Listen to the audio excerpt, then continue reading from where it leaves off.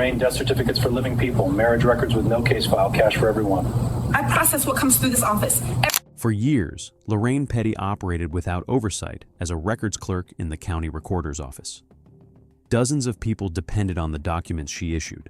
Not one person checked. Every certificate I issued had paperwork behind it. The man on that death certificate is alive. He tried to collect his own life insurance. I do not know anything about... She would not get the chance to explain. Within 48 hours, investigators with the Missouri State Highway Patrol would seize her work terminal, her home computer, a steel cash box from her bedroom closet, and a spiral notebook with names paired to dollar amounts in her own handwriting. 63 certificates over 4 years. Marriages that never happened. Deaths that never occurred. Cash payments ranging from $800 to $2,200 per document. Every one of them traced back to a single terminal in the Brennan County Recorder's office. Her terminal. And the death certificate that brought the whole thing down belonged to a man who was very much alive. Quick question before we go further. Have you ever requested a birth certificate, a marriage license, or a death certificate from a county office and just trusted that what you got back was real? Drop a comment and tell me where you're watching from. And if you're new here, subscribe. We cover the cases that local news barely touches, and this one will change how you think about every piece of paper with a government seal on it. Lorraine Ann Petty was born in 1972 in Hartwell, Missouri, a town of 14,000 people built around a railroad junction and a soybean processing plant. Her father, Wendell Petty, worked 31 years as a track inspector for the Missouri Pacific. Her mother, Doreen, kept the books for a small dental practice on Main Street. The Petty family lived in a 2-bedroom bungalow on the east side of Hartwell, 4 blocks from the elementary school. By the time Lorraine was 8 years old, she could alphabetize a card catalog faster than the librarian at Hartwell Elementary. Teachers wrote it on every report card. Lorraine is meticulous. Lorraine takes pride in neat work. Lorraine prefers structure to creative play. She graduated from Hartwell High School in 1990, ranked 27th out of a class of 142. The yearbook listed 2 activities under her senior portrait: yearbook layout staff, future business leaders of America. She went to Central Missouri State University in Warrensburg for 2 years and studied general business. Money got tight in the fall of 1992. Her father had a stroke on a Tuesday afternoon, alone in the break room at the rail yard, and he never came back to work. Lorraine came home to help. She told her mother it would be 1 semester. She never went back. In March of 1993, Lorraine took a $6 an hour job as a part-time clerk in the Brennan County Recorder's office, in the basement of the Limestone Courthouse on Jefferson Street. She filed deeds. She stamped copies. She learned the difference between a quitclaim and a warranty. She learned which funeral homes in the county faxed their death records on time, and which ones had to be called twice. The county hired her full-time within 8 months. She met Earl Petty at a wedding reception in 1994. Earl drove a delivery truck for a regional bread company called Schaefer Brothers, and his route covered 4 counties. They dated for 2 years. They married in the spring of 1996 at the same Methodist church where her parents had married 34 years earlier. A small reception in the church basement, crock-pot meatballs, a sheet cake from the IGA.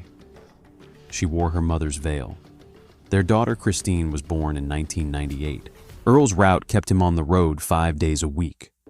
Lorraine handled everything else: the bills, the school forms, the dental appointments, the lawn. She was the woman in the neighborhood who knew how to renew a passport, how to contest a property tax assessment, how to file a small claim. Neighbors brought her their paperwork at the kitchen table. She did it for free, and she did it correctly the first time.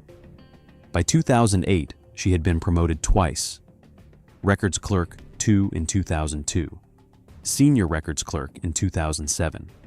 Her annual evaluations used the same language year after year: detail-oriented, trusted with sensitive material, highly accurate, discreet. Her supervisor, a woman named Glenda Mosby, wrote in 2009 that Lorraine was the institutional memory of the recorder's office and the most reliable employee under her supervision. In 2014, Earl was diagnosed with type 2 diabetes. In 2016, he lost his left foot below the knee. In 2017, Schaefer Brothers sold to a competitor and terminated his route. Earl was 51 years old, with one leg, no degree, and no work history outside of driving. He never worked again. Christine started at Missouri State in Springfield that same fall. The tuition was $12,000 a year. The federal loans covered $9,000. Lorraine took out a home equity line of credit against the house on McKinley Avenue to cover the gap. The line had a variable rate. The rate climbed. By the spring of 2019, Lorraine Petty was 47 years old. She had been with the recorder's office for 26 years. Her annual salary was $46,400. Her monthly mortgage was $918. Her line of credit payment was $470. Earl's medical bills sat in a manila folder in the kitchen drawer, unopened for weeks at a time. Christine still had 3 semesters left. She had never been late to work. She had never taken a sick day she did not need. She had never been written up. And she was about to start selling certificates out of the basement of the limestone courthouse on Jefferson Street. To understand what Lorraine Petty did, you have to understand what a county recorder's office actually does. In the state of Missouri, every legally significant event in a person's life passes through a recorder's office. Births, marriages, deaths, property transfers, power of attorney, liens. The recorder's office does not decide whether the event happened. The recorder's office records that someone else decided it happened and issues the official document proving it. A marriage certificate begins with an application. 2 people appear in person, show identification, swear under oath that they are legally free to marry, and pay a fee. The clerk verifies the IDs, types the data into the vital record system, prints the license, and the couple has 15 days to get it signed by an officiant and returned. Once it comes back signed, the clerk records it, and the marriage becomes a legal fact in the eyes of the state. A death certificate begins with a medical certifier. A doctor, a coroner, or a medical examiner signs a form attesting to the date, location, and cause of death. A funeral home transmits that form to the recorder's office.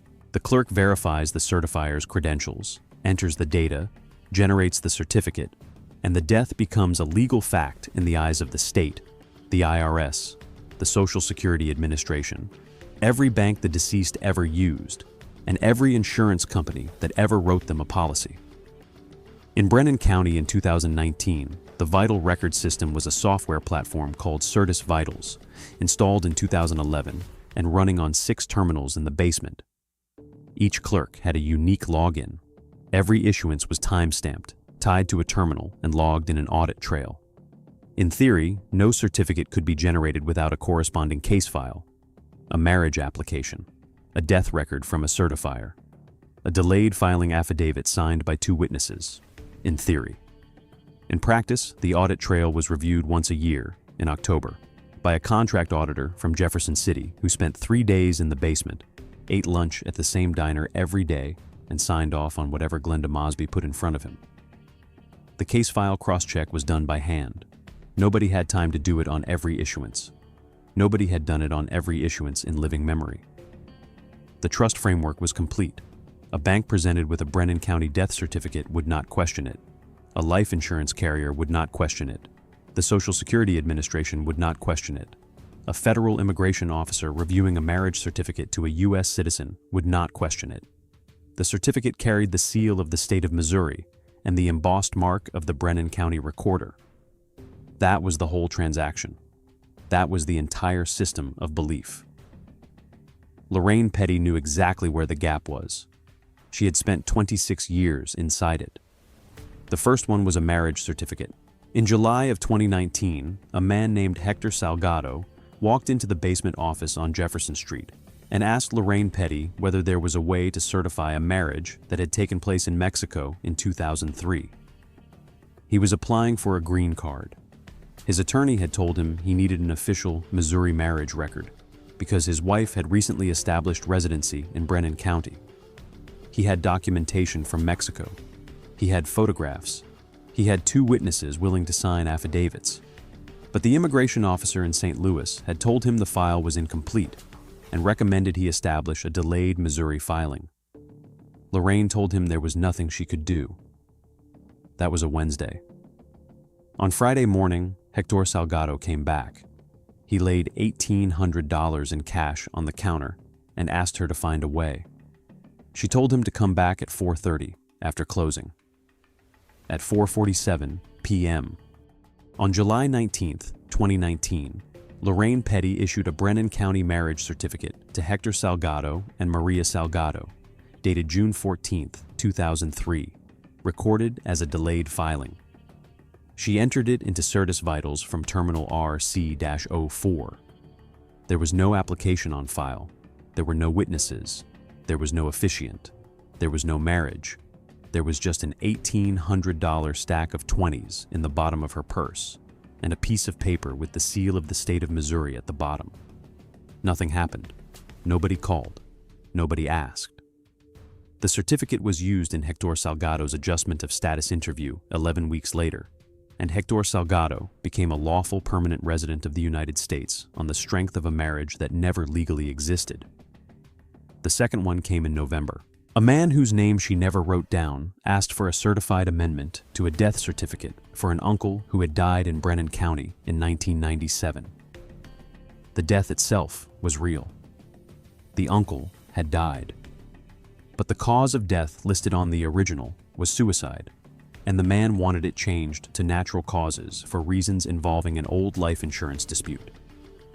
$1,200.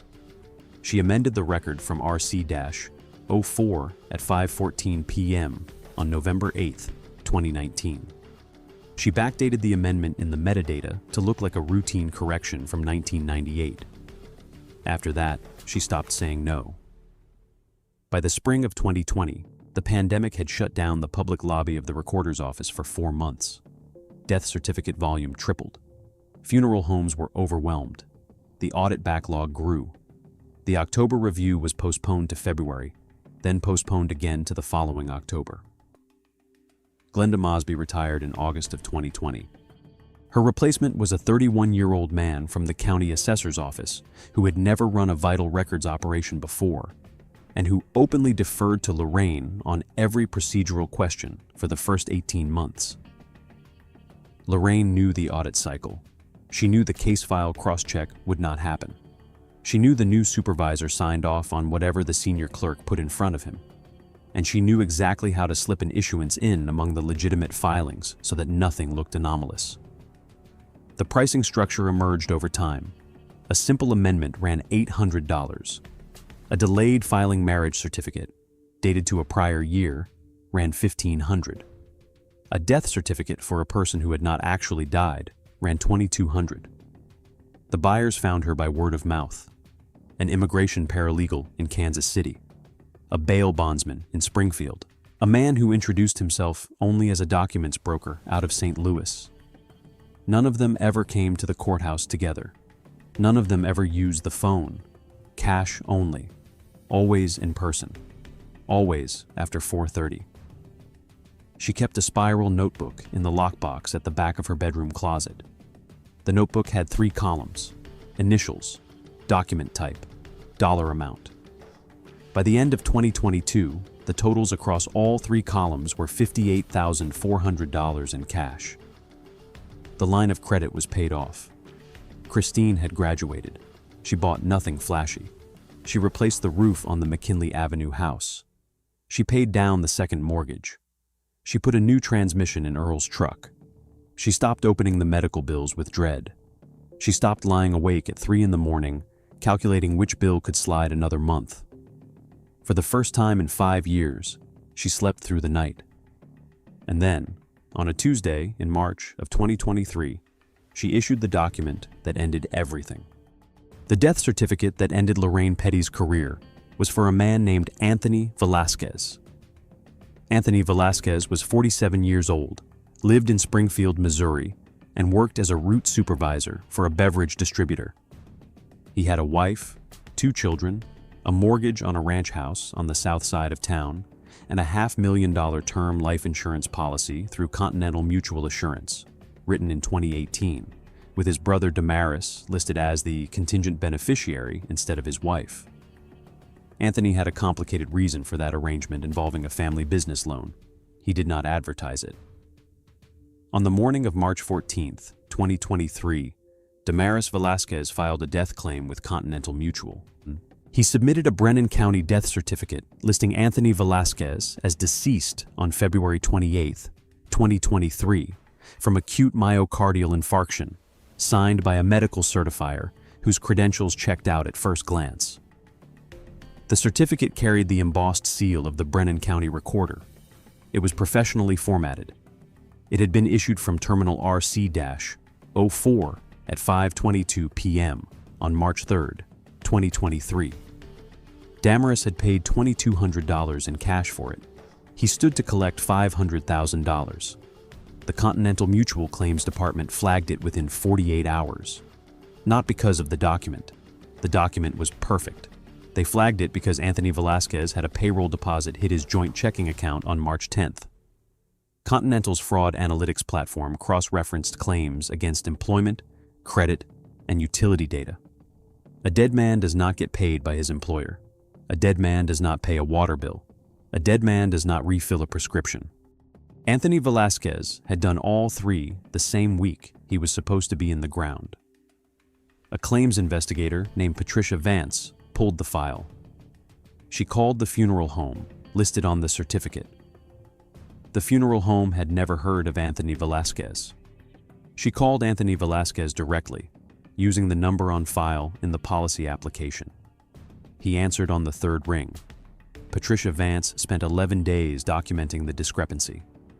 She obtained a sworn affidavit from Anthony stating he was alive and had no knowledge of any death certificate.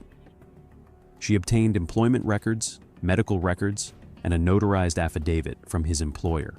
On March 27, 2023, she submitted a formal fraud referral to the Missouri Department of Insurance and to the Missouri State Highway Patrol Division of Drug and Crime Control.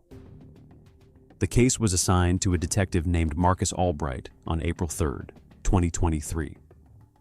Albright had spent 18 years on financial crimes. He read the file twice. Then he called the Brennan County Recorder's office and asked, casually, whether they could pull the audit trail on a specific certificate number. The audit trail came back within an hour. The certificate had been generated from Terminal RC-04 by user LPETTY on March 3, 2023 at 5:22 p.m. There was no underlying case file. There was no medical certifier on record.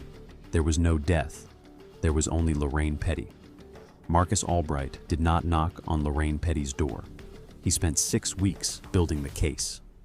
He obtained a court order for the full Certus Vitals audit trail from Terminal RC-04 for the prior 5 years.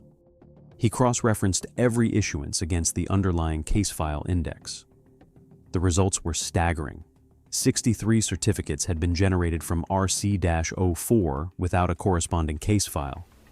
41 were marriage certificates backdated to prior years.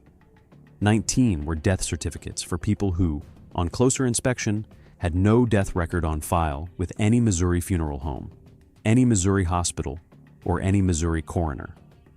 3 were amendments to existing records that retroactively changed cause of death. Every single one had been issued during Lorraine Petty's working hours. Every single one had been issued after 4 p.m. Most had been issued after 4:30, when the public lobby was closed and the other clerks had gone home. He pulled her bank records. The deposits were small and irregular. 300 here, 400 there, never enough to trigger a currency transaction report. But the total cash inflow over 4 years was $41,000 against a household that had reported almost no discretionary income to the IRS. He pulled her line of credit payoff statement. It had been paid in full in 17 months on a balance that should have taken 9 years at her scheduled payment rate. He identified 11 buyers by tracing the downstream use of the documents.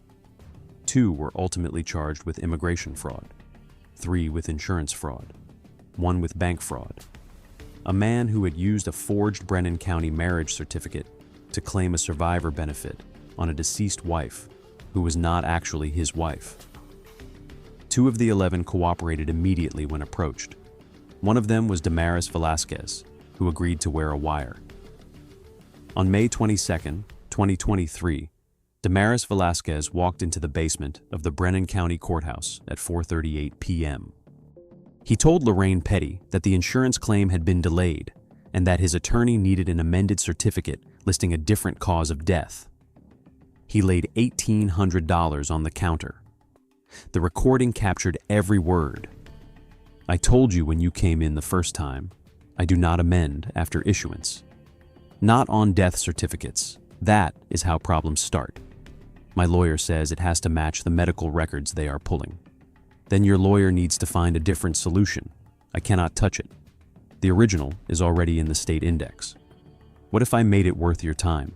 It is not about the money. It is about the trail. Once a certificate goes to the state, I cannot pull it back without it showing. Do you understand what I am telling you? It would show." She did not take the $1,800. She did not amend the record, but she had, on tape, acknowledged the original transaction, described her own operational security, and identified the limits of her scheme. The recording, combined with the audit trail, the bank records, and the cooperating buyer testimony, was enough for a search warrant. Albright walked the package to a Brennan County Circuit judge on the morning of June 6, 2023. The judge signed it before lunch. Stories like this one do not get the attention they deserve. A clerk in a basement office can rewrite who is alive and who is married, and most local news outlets never touch it. If you appreciate this kind of coverage, hit subscribe and stay for the search warrant. The next few minutes are the ones she will remember for the rest of her life. Detective Marcus Albright and 4 uniformed officers from the Missouri State Highway Patrol entered the Brennan County Recorder's Office at 9:47 a.m. on June 6, 2023. Lorraine was at her terminal. She was helping a young couple file a marriage license. The young couple was real. They had brought their birth certificates, their driver's licenses, and a witness. The bride was wearing a sundress. She had been engaged for 14 months. "Mrs. Petty, I need you to step away from the workstation. Hands where I can see them. I am in the middle of an appointment. Can this wait until I finish with the—" "It cannot. Step away from the workstation, please." She did. She stood up slowly. She set her reading glasses on the counter beside the keyboard. She did not look at the young couple. She looked at the empty chair where Glenda Mosby had sat for 16 years. "Ma'am, my name is Detective Albright with the Missouri State Highway Patrol. We have a warrant to search this office, your home, and your vehicle. Do you understand what I am telling you?" "Yes." "Do you know why we are here?" She paused for what an officer present later described in his supplemental report as 11 full seconds. She did not cry. She did not raise her voice. She looked down at her hands, and she nodded once. "I think I do. Mrs. Petty, is there anything in your home you would like to tell us about before we get there?" She looked up at him. Her eyes were dry. "In the closet of my bedroom, there is a black metal lockbox on the top shelf. The key is in the second kitchen drawer, under the silverware tray. There is a notebook inside. I would like you to take it carefully. My husband does not know. Does not know what is in the lockbox? Does not know any of it." That was the last full sentence she spoke to law enforcement without an attorney present. The lockbox in the closet contained $23,400 in cash, banded in increments of 20s and 50s, and a single spiral notebook with 63 entries across 4 years. The first entry was dated July 19, 2019. The last was dated April 11, 2023. Each line listed initials, a document type, and a dollar amount. The columns added up exactly. Earl Petty was home when the officers arrived. He was sitting at the kitchen table drinking coffee with the newspaper folded open to the obituaries. He watched them carry the lockbox out of his bedroom in a clear evidence bag. An officer later wrote in the supplemental report that Earl asked, twice, what was in it. Nobody answered him. He sat back down at the table, and he did not get up again until they had left the property. Lorraine Petty was booked into the Brennan County Detention Center at 1:14 p.m. on June 6, 2023. She was charged the following morning by the Brennan County Prosecutor's Office with 22 counts of forgery in the second degree, 14 counts of fraudulent use of a financial device, 63 counts of falsifying a vital record, and 1 count of official misconduct. A grand jury returned a superseding indictment 3 weeks later, adding federal wire fraud and conspiracy charges, after the U.S. Attorney's Office for the Western District of Missouri picked up the immigration fraud component of the case. Bail was set at $125,000. Earl Petty signed the deed to the McKinley Avenue house over to a bail bondsman to secure her release. She walked out of the detention center on the evening of June 8, 2023, into the parking lot and got into the silver Camry her daughter Christine had driven down from Springfield to pick her up. The case is pending. Trial is currently scheduled for the spring docket of the Brennan County Circuit Court. Her attorney, a public defender named Reuben Chase out of Springfield, has filed motions to suppress the recorded conversation with Damaris Velasquez and to sever the state counts from the federal counts. Both motions are still under advisement. The state has offered a plea agreement that would cap her exposure at 12 years in state custody in exchange for full cooperation against the buyers and a detailed accounting of every undocumented issuance. As of this recording, no plea has been entered. The Brennan County Recorder's Office terminated Lorraine Petty's employment on the afternoon of June 6, 2023, effective immediately. Her terminal, RC-04, was removed from the basement office and entered into evidence. The Certus Vitals platform was patched within 90 days to require dual clerk verification on any delayed filing certificate and on any amendment to a death record. A statewide audit found similar audit trail gaps in 17 other Missouri counties.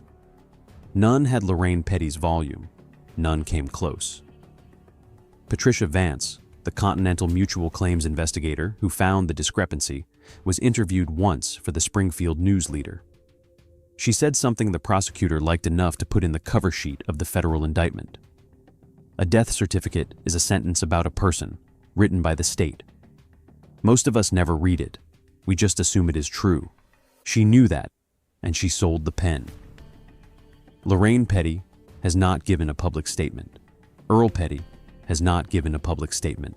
Christine has not given a public statement. Anthony Velasquez, the living man named on the certificate that ended Lorraine's career, gave one to a Springfield television station the week after the arrest. He said the call from the insurance investigator had been the strangest moment of his life. Then he added something the station did not put in the broadcast clip, but that the reporter wrote down in her notes and later printed in a follow-up column. Somebody in an office I never visited decided I was dead. And the only reason I am not still dead, on paper, is because I happen to have a job that pays me on a Friday. That case was unsettling, but the case on the right-hand side of your screen is in another category entirely. Click it now.